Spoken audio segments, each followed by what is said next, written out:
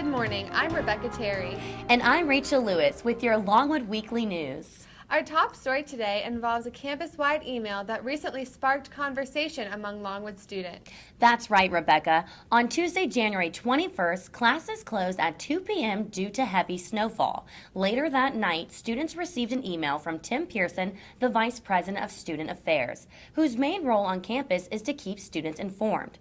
The email, titled Be Aware, notified students that Farmville police will no longer issue warnings for noise complaints and will start to make arrests as appropriate.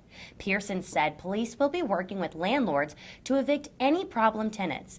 We were able to catch up with him to get more details on the story. We were going to delay opening.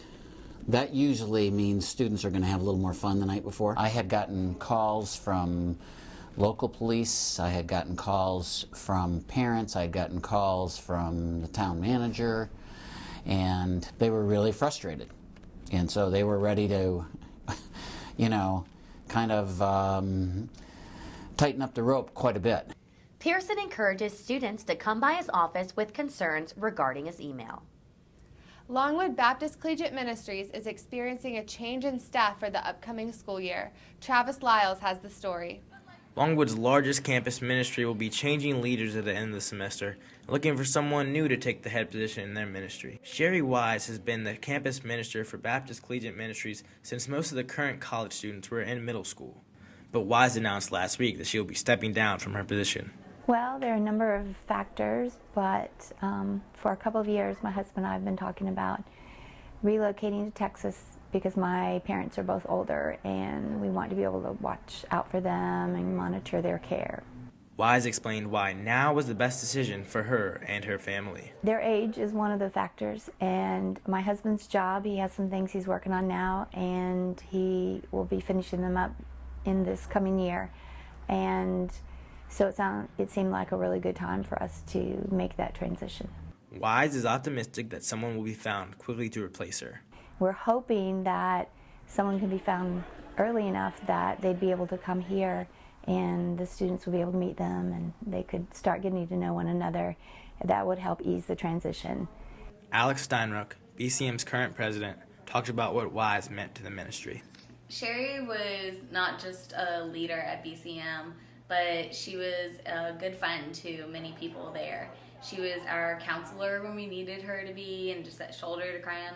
She's also a great advice giver. Trask Prince, a life group leader for BCM, talked about how valuable Sherry's knowledge is. If ever you need like a more experienced opinion on something that may be coming up, an idea floating around, like she's always there. Baptist Collegiate Ministries averages over 100 students a week and does community service around Farmville, a lot of which Wise has organized and been a part of.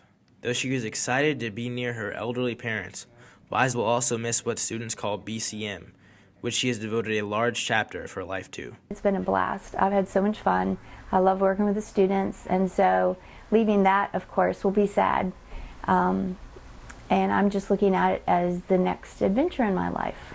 I have mixed emotions. I've never been able to live near my parents, and, well, ever since I was a kid.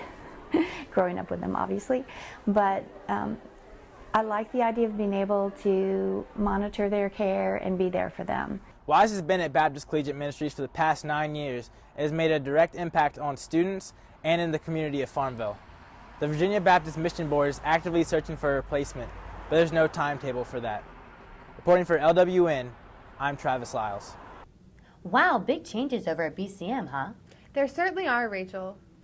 This past Saturday, January 25th, Longwood University hosted the Big South Quiz Bowl tournament for the first time.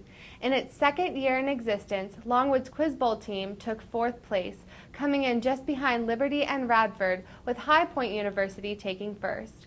Hosting a total of 9 teams, the tournament was held in the Center for Communication Studies and Theater. Teams competed round-robin style with contestants answering questions in the areas of history, geography, literature, science, pop culture, politics, music, and art.